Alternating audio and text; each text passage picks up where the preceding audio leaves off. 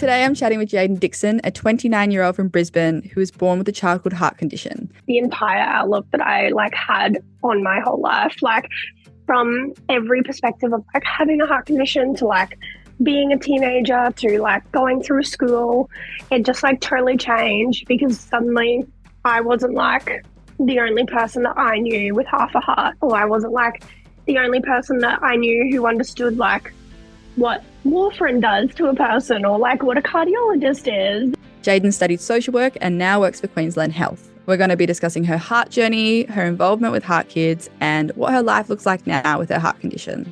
Welcome, Jaden. Before we begin, we would like to acknowledge the traditional owners of the land of which we record. We pay our respects to elders, past and present, who are part of the world's oldest continuing culture and the first storytellers. We acknowledge the importance of supporting health for all peoples, now and in the future. Aboriginal and Torres Strait Islander people are warned that this podcast may contain the voices and names of people who've passed. Thank you for joining us. This is really exciting. I suppose, can you tell the listeners where you're dialing in from? Because it's not home soil. Yeah, no, I am dialing in currently Lawrence in New Zealand, South Island. So yeah, a little while away from my hometown in Brisbane. Are you Queenslander born and bred? Well, yes. I don't know why I hesitated. Cairns born and bred and moved to Brisbane. Beautiful. Well, I'm so sorry about the origin this year. I'd like to apologise. Yay for me. Honestly, yeah. That's the thing. I was like, you've won every other year. I know. I'm oh, it's okay. We'll be back next year. That's the thing. I'm I was at the pub when we won and I was like, I honestly didn't expect that to happen. So yeah. Honestly, kudos to you. Thank you. Next year we will give it back to you because that's in the spirit of sharing. Yes, thank you. Beautiful. Well, yeah, thank you for coming. I guess tell me your heart journey. Yeah, so I was born with a heart condition called Hypoplastic Left Heart Syndrome. So basically the left side of my heart didn't develop at all. And yeah, my parents found out until after I was born. So I was 6 days old when I was diagnosed. And yeah, then I was kind of swiftly flown to Brisbane and had my first surgery at 10 days old.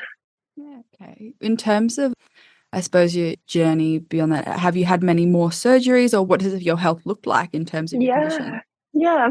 So I had 3 open heart surgeries and I've had 2 surgeries since then. I actually have a tattoo on my arm to remind me of the dates.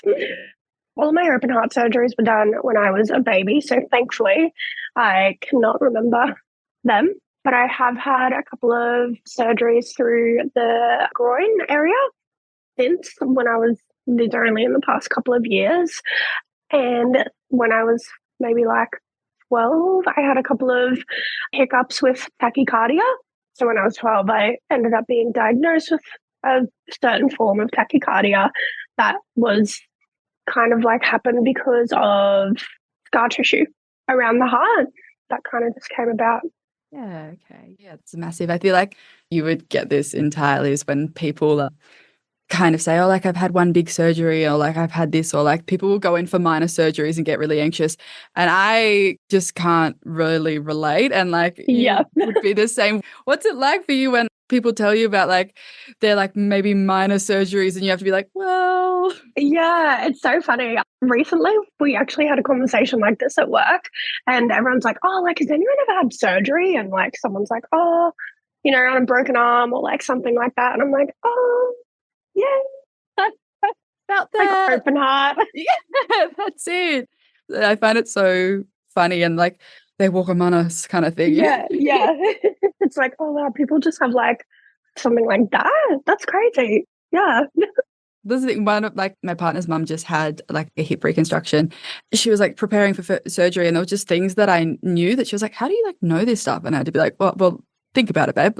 Well, yeah, I'm think you'll about need this and you'll need this for this and you want to get this. And she was wow, oh my God. You're so knowledgeable on this topic.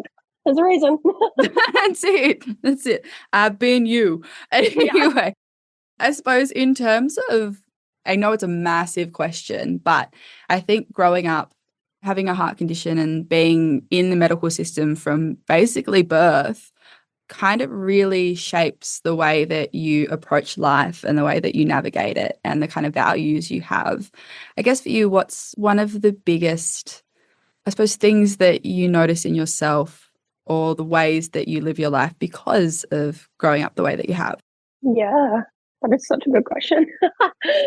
I feel like when I was probably younger, I was more like, not too much like oblivious to it, but a bit more like blasé with it. So I was kind of like, had this very like positive thinking, like mindset, like, everything happens for a reason, everything is good things happen to those who wait. Any kind of like positive affirmation that you can think of, I was probably thinking it. And I feel like I spent like a lot of my time being like that positive, like bubbly, like, oh my gosh, she has such a good outlook on life. I don't think it's like a bad thing, but then I feel like as I've grown older and you kind of understand a lot more things, I'm like, oh, actually, waking up and saying, today's going to be a good day doesn't necessarily mean that today's going to be a good day. I feel like to kind of more so answer your question is like I spent a lot of time being positive about it and kind of like having this attitude that like, yeah, okay, so I have this thing, but I'm going to be positive about it because it's allowed me the opportunity to do X, Y, Z, whether it be make a new friend or speak at a certain event or something like that. But then as I've gotten older, I've become way more like anxious about it rather than like, and so like living in this like perpetually anxious state rather than like almost the complete opposite. I really relate to it. I had the same kind of thing in the last couple of years where I think you just kind of have that survivor mentality of Yeah. it's like being alive and living is such a gift because there are so many places along your journey where you might have not had the opportunity to have a life like you Yeah. have. So you have to be grateful for it. But you did get to a point where you're like, well, I've actually never really maybe been sad about it, or I have not let myself be upset that this is actually kind of the hand that I was given. Yeah, 100%. And I think like particularly as you get older and like you have friends who have heart conditions and you see their health go through their ups and downs and like I know it's like such a kind of like phrase that's kind of thrown around sometimes, but like the survivor's guilt that you like can have is so real. And yeah, that's definitely something that like I have, that has definitely become like a massive part of my life since I've been in my 20s, particularly. Yeah. I think like I wish that somebody had told me when I started to feel this way that like those things can coexist. You can be grateful and upset and you don't have to be one or the other, right? Completely. Like I can be so grateful for my life and the way that everything is panned out. And I'm like, how lucky am I that I can be 29 years old and have half a heart? That's incredible. And still feel like this incredible like guilt to be like, how crazy is it that I am 29 years old with half a heart and some people don't get to see that? Yeah, exactly. I think it's a really difficult place to be, but it's so real. And I think we all feel it, but there's a bit of guilt about admitting that we feel that way. Yeah, oh, totally. Yeah. I guess I wanted to ask you as well, like I know that you've been involved in HeartKids for kind of a long time. And I think the value of when you are feeling that way or when you have things that come up and it's as a mental struggle, the value of community is so massive. And I suppose what role has that played in your journey from being a bub to now, kind of having community and having people around you who Yeah, understand? completely. Oh, it's played like such a massive part. Growing up in Cairns, which I feel like maybe 20 years ago was considered a little bit more rural than it is now. But in terms of like community around like HeartKids was definitely a rural place. But my mum started going to morning teas that HeartKids would hold. And I was way too young to even like appreciate or know the value that they would bring. But I guess in that, I've always had a few people around me who have had like heart conditions as I've grown up. But then when I think I must have been like 14 or 15, and I went to my first Heart Kids camp. I say this like so often and it sounds so cliche and it sounds so ridiculous, but it genuinely changed the entire outlook that I like had on my whole life. Like from every perspective of like having a heart condition to like being a teenager to like going through school, it just like totally changed because suddenly I wasn't like the only person that I knew with half a heart, or I wasn't like the only person that I knew who understood like what warfarin does to a person or like what a cardiologist is. So once I got into that community, for like years, that became my whole thing because my community was so around me. If that makes sense. Yeah, no, totally. I think it's that thing where like when you're around people who don't experience it, it's almost like you're holding a secret. And if they do know and health comes up, it's almost like there's a spotlight on you. But when you're in spaces with people who are the same, you don't carry that on your own. Yeah, totally. Particularly when you're like 14, 15, or you're a young teenager and you're like, I feel like it's a struggle between I kind of like want attention because I want friends, but I also don't want too much attention on me. So I'm not going to make myself like someone that everyone looks at.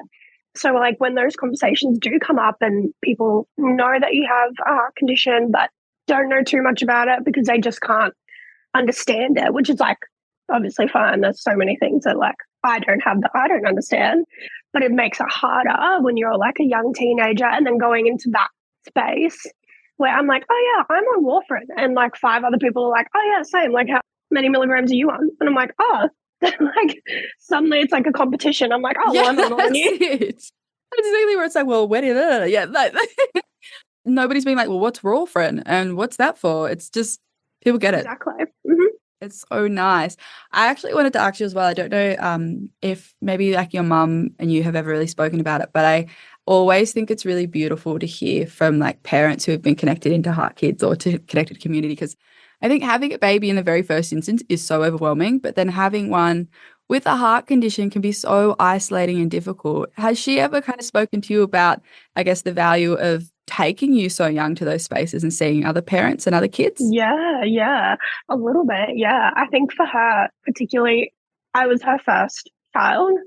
The first child have a heart condition, and they like live somewhere like Cairns where there isn't that knowledge about these things, especially not 29 years ago.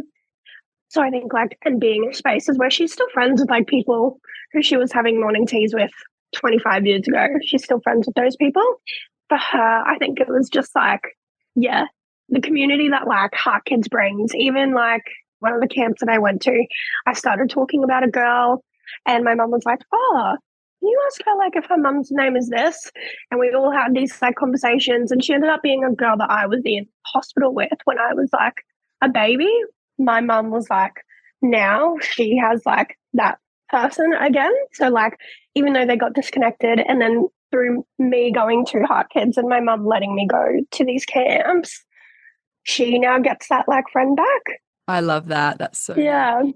And I suppose for you as well, like volunteering at the camps, like that must be like a complete full circle kind of moment. That must be like really, really cool. Yeah, totally. I'm like, wow. It's just like so special to know that like when I was like 14 or when I was young and there were these older kids looking after me, and then now I got to do that and be like, oh, because these role models were like, I mean, not that I necessarily think of myself as that.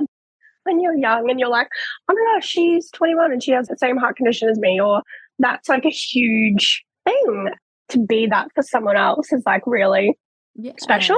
It's kind of like that thing, like it's like if you can't see it, you can't be it. And growing up, I was like, I didn't know any adults who lived with a heart condition. I didn't know what it looked like. Yeah. So just seeing someone who was living their life is kind of revolutionary. Yeah. Crazy. Like when I started like meeting people who were like over the age of 18 and they're like doing all these things that you're like, oh, I was told that that was like never allowed, or like, what do you mean I can get my ears pierced? What do you mean I can like exactly? I can get a tattoo. What? Yeah. You can be like this autonomous person that can make their own decisions. I can have a full-time job. I can live out of home. What? It sounds crazy, but it is such a like a crazy concept to say. Totally. Oh, I love that. I want to talk to you as well about like, I think advocacy is like a really interesting space, and particularly like for us, I work in media. I love media, and I love the value that it has to give people the space to kind of heal and have the ability to tell their story. Yeah. So in terms of like speaking at events and telling your story, I guess tell me a little bit about what prompted you to do that and then kind of how it felt to do it. Yeah, I think like what prompted me was really like being involved with HeartKids when I was young and like getting to go to these camps and kind of like, I don't know, it felt like it just like, I would say rekindled, but I feel like I never had the passion. So like kindled almost Yeah. passion within me that was like, I am doing okay. And there are people who are sicker than me or people who have all these things that they can't do a lot of things or they're not able to. But I can do these things. So why am I not like using my ability to be able to be like, oh, hey, like there are people who are doing okay. Or, you know, there are people who need X, Y, Z. And I think for me, that was like a huge thing. It was like not necessarily being a voice for other people, but being able to share my story because it was one of plenty of stories and that there were more stories out there. Because I feel like when you're, well, my experience anyway, is like I knew a lot of babies who had heart conditions, or I knew a lot of toddlers or young children. And that was always something that was spoken about, but I had never really heard stories about teenagers or young adults or adults who were growing up, as we were like just saying, and living their lives. And I was like, oh, I'm doing that. So why can't I share that? So that was kind of like how it started, I guess.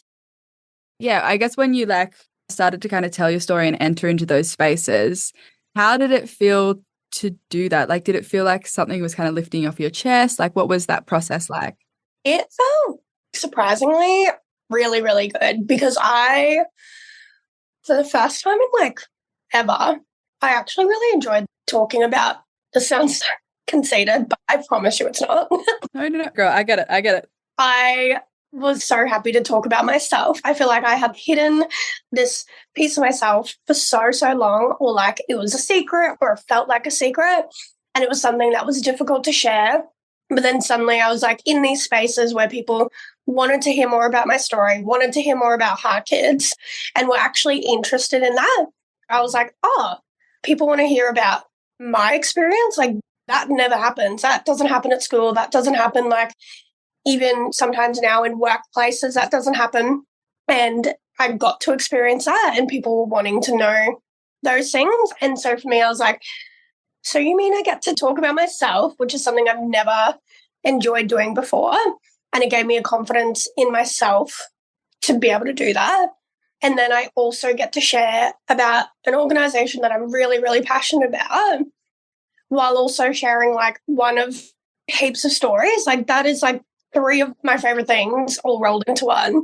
And yeah, it was just like this, like, oh, wow, I get to do something that I'm passionate about, that I actually enjoy. And I get to kind of hopefully make a difference while doing that, which is something that I had just always wanted to do. Like I always just like everything I feel like I do is because I want to make a difference.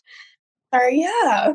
I think you're like totally bang on as well, like in terms of having the opportunity to tell your story. And it's about the intent of like the people that are around you. Like I feel like so often, at least in my experience, I've been in spaces where there is that kind of deficit mindset or like opinion of me.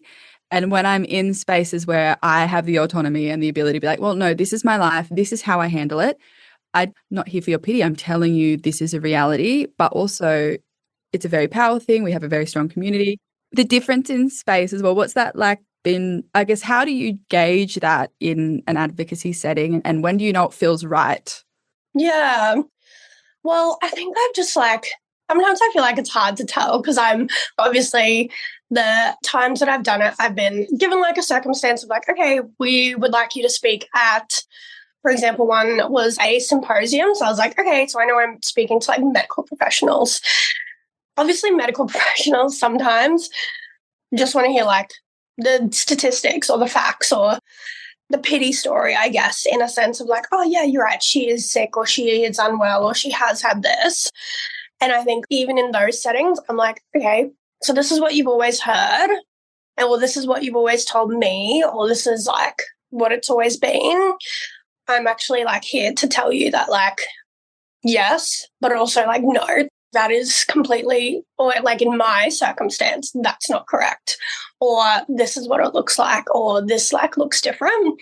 And I feel like it's hard to gauge, but sometimes I feel like I just like having a basic of like the stats are obviously important and the facts are important, but the facts aren't necessarily true for everyone, making that. Yeah, totally. Like a centerpiece, I guess. Yeah, and that's it. When you think about statistics, every single statistic in that is a person. Yeah. And people are so multifaceted and they have such beautiful lives. It's one thing to study something and to know the stats, but it's another thing to realize that that is a whole person, and that is totally. Even at the ones that I spoke at, and it was full of medical professionals, and the whole day had been about kind of heart conditions, and this is people's outcomes, this is like the expectations of people's like lives, like the quality of life, et cetera, et cetera. And then I was the last speaker or the second last speaker, and I was like, okay, yes, but also no, like that's not what my life looks like, and that's not what the lives of so many people that I know look like. And it's just so interesting because then I've had conversations with people after those talks and they've gone, oh, wow, I just always saw this, or I always have seen this and I've never seen that. And I'm like, oh, well, now you get to see it. That's it. That's not a stereotype. We're not a homogenous group of people. We all have things different. Exactly. It's like a really good medical professional is somebody who knows that and who really sees the strength in it as well. I love them ones. Love them ones. Speaking of medical professionals, tell me a little bit. I'm always kind of interested in the transition that people have had from pediatric to adult care. What was that like for you? Were you in Brisbane or were you still in Cairns at that time? Yeah, I was still in Cairns at that time. I feel like my transition was one of the easiest, breeziest kinds of things. And it really is only because, so at the time, I think like Brisbane had all their like children and adults kind of all going to the same service. And then they had moved their children to a separate hospital. But I was around like the 14-year-old mark and my cardiologist was like, oh, I'm not going to send you somewhere else because she was staying like with the adults. She was like, so I'm just going to keep you and then you can just continue to see me as a child and as an adult. And I was like, great. So in terms of transition, when I was like a young person going into adulthood, no transition at all. But then she retired. Ah. My transition happened. And I feel like it's always just like kind of like a little bit awkward in a sense of like, I've been seeing someone my whole life. I think I was like, I must have been 21 or 22 when she retired. This is someone that I've seen my whole life. And all of a sudden I'm just seeing someone new. And they had just referred me to someone that they thought would suit me really well. And it's been really great. And I really, really love my cardiologist. But it's just such a weird, suddenly I'm just seeing a new person and they know a lot about me, but they also don't because they haven't been there. And then they're trialing, like he was sort of like my recent surgeries that I had. He was the one who was like, oh, I think we should try this. And I was like, what do you mean we should try something? That kind of stuff. That's scary with the word try. In that as well as he has been really proactive, which I think I answer to really, really well. Like I like being proactive. I don't like being reactive. We love prevention. Yeah. So yeah, in terms of that, I feel like my transition was a little bit different to how would transition. Yeah, you're totally right though. It's a really weird relationship that you have with like your cardiologist, right? Like they're like another parent in some kind of way. Like right. They're like, and I love my cardiologist. She's brilliant. But yeah, it's just so weird. I don't know. I like grew up with my mum telling me what to do, and then she's like, oh, actually you can't do that. I'm like, what do you mean you can't do that? Yeah, that's it. There's such an intimate part of you. Like it's like moving out of home when you go on to the next one. You're like, oh my God, like I don't know where to put my things in the cupboard and I don't know how to cook food and I don't like how to do this anymore. And you just have to meet someone new and start from scratch. And it always works out, but it's scary. I guess tell me a little bit about what was it like your most recent surgeries, kind of preparing for them. And I understand that you went through, it was in like the COVID period. So how was that for you mentally, kind of coming to terms with that? Yeah, it was a pretty big process, to be honest. I feel like it's a little bit all over the place because I'm like, what do you mean? Like, I've had open heart surgery, but then I was so anxious about this little groin surgery. No, it's because your body is like, we've already done that. What do you mean we have to do that again? Like, we're not doing that anymore. It was such an interesting process because the last time I had any kind of procedure where I went kind of under any kind of anesthetic is I was 12 or 13 and I had been defibrillated, but I was under twilight and that was obviously don't remember any of that. And I was quite young, that's 15 years ago. And that was more reactive, I guess. So then in terms of the reaction and prevention, when they started talking about doing this surgery, it was very much under the guise of prevention and trying something new to see if it would work well for my heart. That just kind of freaked me out a little bit. But then just the whole process, so they had to do a catheter to check where everything was at and what they wanted to do. And the catheter in itself was quite terrifying because I hadn't had one since I was a baby. And everything that I had heard about that one was my heart had stopped on the table. I had needed to be resussed. And I had this in my head that I was okay, the last time I did a catheter, even though I can't remember it. It's risky. That was quite a big thing to kind of overcome in a sense. And that wasn't even the surgery part of it. Yeah. When they came to the surgery, he said that he had wanted to do 2. And I was I'm just trying to get used to having to do 1. Yeah. I think it was in 2021. So it was kind of still during COVID, but the hospital still had all their restrictions, allowed visitors. My mum could come in for the pre kind of stuff, but obviously couldn't stay, couldn't come in and visit, had to do all the precautions. And I hadn't even had a surgery since I was a baby. So I was going through this completely blind because I didn't know what to expect. I was terrified because they were going through my groin, and my experience with things going through my groin was a bad one. Yeah, totally. So that in general. And then they ended up not putting me under general anesthetic because of the heart, I guess, and knowing how my heart would react. So I was just on fentanyl, which was kind of, and sometimes I'm I don't know what's better. I don't know if it just knocked me out, so I don't know. Let me be a bit away. That's so relatable. So relatable. So the whole thing was just a lot of different moving parts in whole one thing that they were oh, but it's going to hopefully be better. It's a lot of faith to put into something. I think at the time, probably only been seeing my cardiologist for a couple of years at that point, and I was what do you mean? Yeah. What are we doing right now? So yeah, it was quite massive for me. Even though it wasn't a massive surgery, it was quite a massive deal because I was suddenly well aware of okay, so this is what could go wrong, or this is what's gone wrong in the past, or and because you kind of do have that awareness a little bit when you're under fentanyl, I guess, just the whole time, you're just thinking about it, aware of it, not really aware of it at the same time. And then you got to go into a room where there's COVID restrictions. You're not really allowed to do a whole lot. Yeah. It's a really big process, and definitely it's triggering thing, having this done as a kid. We might not remember it, but also your body remembers that kind of stuff, right? Yeah. Yeah. And I suppose now, what's your health like now? What does life look like now for you? You've had 5 surgeries. You're on the other side. Yeah, it's looking pretty good. At the moment, things are going really well. I'm on 12-month visits with my cardiologist. I've just been taken off warfarin, which is massive because I feel people don't get taken off warfarin. I was oh my God, well done. So wow. It's on a blood thinner, but just different, I guess. Health-wise, things are, really doing all right. Touch wood. But yeah.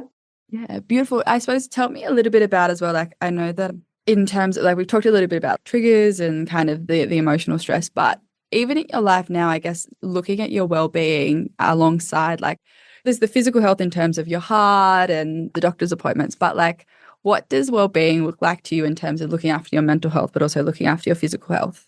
Yeah.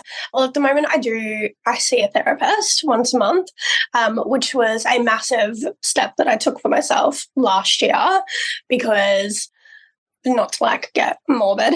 No, please. Safe space. But in terms of like growing up and suddenly having this realization that life is life, I just thought it would be better for my mental health to see a therapist and to have someone who I could professionally talk to these things about. So that's something that's like very important to me. And just in terms of like looking after myself, but in ways I feel like when I was younger, looking after myself looked so different to what it looks like now. And it's so cliche, but like having the dessert, doing the things that like I actually find joy from. And I think like I didn't really understand that until I got probably into my late 20s where I was like, oh, like for me, joy or like my well-being looks like coming home and reading after work or coming home and going for a walk or actually doing nothing and just laying in bed for a day. And that's completely fine. And that is good for me and good for my mental health. And it doesn't have to be like what everyone else does. And I think that would be a long time to figure out. Particularly, I think with like our community is that we're running at like 1,000,000 miles an hour. I feel like everybody is doing so much because, not to be morbid, but also we're living life that we might not have had, and we're very acutely aware of that. But I totally agree with you, this kind of concept of rest being, not only is it so important for us because of our like physical health, but also the mental kind of rest of realizing that life is big and heavy and sometimes you just need to rot in bed for a day. Oh, completely. Yeah. I've like been 100 mile a minute like my whole life. And then it takes like so much to get out of that mindset because to me, I'm like, I'll spend a weekend with my partner and he's like, oh, let's just not do anything this weekend. I'm like, what do you mean not do anything? Like, I've got life to live. Like, I don't know what it's going to look like in 5 years' time. And I feel like I get into that mindset of like spiraling and just being like, oh my gosh, this might happen and that might happen and I might not ever get to this. And realizing like, actually, you take a day off, that actually doesn't really matter in the grand scheme of things. That's it. And I think it's totally where it's like, I'm going to fit absolutely everything in because like in 5 years' time, I might be so tired that I can't even get out of bed and then I can rest. Yeah. Girl, no, we're not doing that. We're not putting our body through that. No.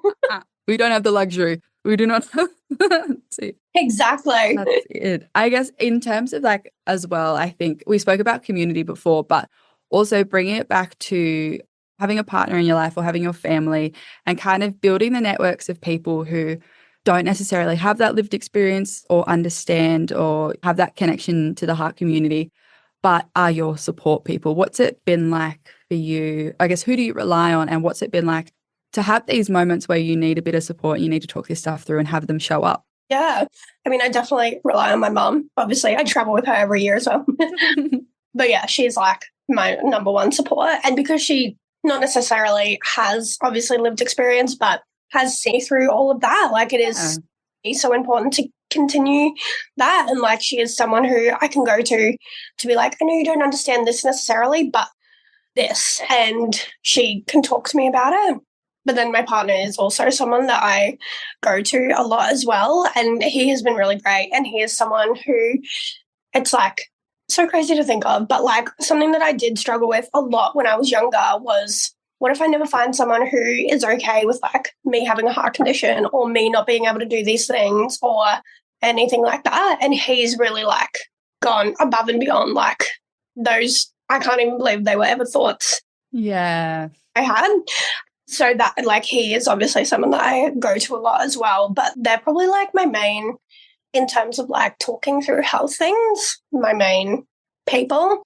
I'm really lucky as well. Like I'm still really good friends with a few girls that I went to camp with and we have a group chat. So like anytime something goes downhill, we're like, guys, what the heck is that? Yeah, that's so good. I think like I love what you were saying about like, because I think that's such a thing for people who end up in their 20s and we don't necessarily know what the future looks like. And the idea of, well, if I don't have a partner, am I going to my appointments on my own? And if I do have a partner, do they have the capacity to come with me and act in my best interest? And what's it been like for you? I guess I'm a bit of a control freak where I'm like, these are all my appointments. This is everything I have to do and I have to manage it all on my own. but kind of giving a little bit of power over to your partner and letting them show you that they can support you. What's it like to do that? It's like terrifying. Yeah. I'm like control freak. I'm like, I have to manage everything myself. I am the only person who knows me the best, and You don't get it. This has been my whole life. I know it best. He's been really good in like, even, like first month of dating. I had mentioned that I had an appointment and I wasn't expecting him to come because I was like, oh, it's very early. It was actually an endoscopy. I had texted him saying, oh, like I'm just like in the waiting room or whatever. And 10 minutes later, he like walked in and he's like, oh yeah, like of course, like I wouldn't be. Oh. And I was like, oh, I wasn't expecting that. And I think like little things like that he has done has like given me the trust to be like, oh, okay, so you might not like completely understand, but you want to know. I think that's a huge thing for me. Even among my friends, like if I have a feeling that they don't want to know something, I'm like, oh, okay, oh yeah, no, it's just like a thing. Whatever. Yeah.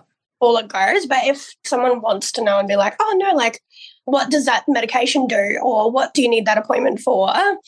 And my partner's been really good in like being like that of like, he knows all my medications now. He's like, oh, have you taken your 6 o'clock medication? Have you done this? Have you done that? I'm like, oh, worse than me. Angel, I love that. I think you can't expect people, and this is something that I've had to learn. I've taken my time. You can't expect people who don't know what it's like to live like this to understand it. And then when they don't understand it, you can't be mad. You have to have a lot of grace for it. Completely. And I think when I was younger, I did not have that grace. I was like, oh, well, they wouldn't understand. So like, why would I bother explaining it? Why would I waste my breath? Now. Yeah. But now I have people in my life who like want to understand and want to know more. And they're like, oh, so you take that medication for this. Like, is that correct? Or, oh, like I know someone who takes that medication for this. Is that the same reason? I'm like, oh, wow, people are interested. Yeah. Kind of like, what? Oh my God. You want to know? Okay. Really nice. And I think a lot of that comes from trusting, being a little bit more secure in myself as well, of like, people actually do want to know more about, people actually do want to be my friend and people do want to be in my life. And you can like tell them a little bit more. Yeah. And I think it's kind of what we were saying at the start about like so many people who don't live like us are aware of the stats and aware of all that kind of negative stuff, so that when they do come into contact, they're like, oh, this is what I know, but doesn't seem to make sense with the person that I'm looking at. Yeah, completely. Yeah, so it's that merging of like them understanding. Yeah. It's a beautiful thing. It's a beautiful thing. It is. It's great. I love it. I love it. And I suppose looking back on your journey, and I suppose looking back on you when you were a little bub, what kind of advice would you have for you back then? Or what kind of advice do you have for like the teens that are going through teen camp? Like, what's the message? Oh my gosh. Something that I wish people had probably told me is like, don't be so hard on yourself and you don't have to know everything. I think sometimes when you don't know everything about what you're going through or what you've been through, I think there can be like a little bit of shame in that or like a bit of guilt in that and be like, oh, but I'm the person who's gone through that. Why can't I explain that to someone? And I think that's like, you don't have to understand like everything that you've been through. You don't have to understand what all the medical terms mean. And I think just like not being so harsh on yourself in terms of that and also like in terms of what you can and can't do. I feel like I spent a lot of my life, particularly like my primary school years, being so hard on myself of like, why can't I keep up with my friends? Why can't I run around with them on the playground? Why can't I do that? Because my vision was so like just down this one hallway. And to be like this type of person, you have to be able to keep up with everyone and you have to be able to do this and that. And as I've like grown up, I'm like, oh, actually like living a little bit slower or like finding enjoyment in something like reading or watching movies is exactly the same as finding enjoyment in sports. Like, don't be so hard on yourself in what you can and can't do. Totally. I totally agree. It's kind of like that. If you keep searching for the kind of validation in other things or in the timeline that other people have, you don't get to notice the beautiful things that you have about your life. Exactly. Yeah, totally. Beautiful. Well, they are all of my questions. Is there anything else that you would like to add or you would like to note? No, I don't think so. Yeah. Nice. Covered it all. Love that. Beautiful. How do you feel? Yeah, feel good. That's right. That's what we want. This podcast deals with some heavy things. If this brings up anything for you or somebody that you love, it's important to reach out for help. The HeartKids helpline provides support, advice, and guidance for people impacted by childhood heart disease. You can call the helpline on 1800 432 785. To access more information about childhood heart disease as well as support from HeartKids, visit the website heartkids.org.au. The information on this podcast is not a substitute for medical advice from your doctor or healthcare team. Always talk to your doctor about matters that affect your health or your family's health.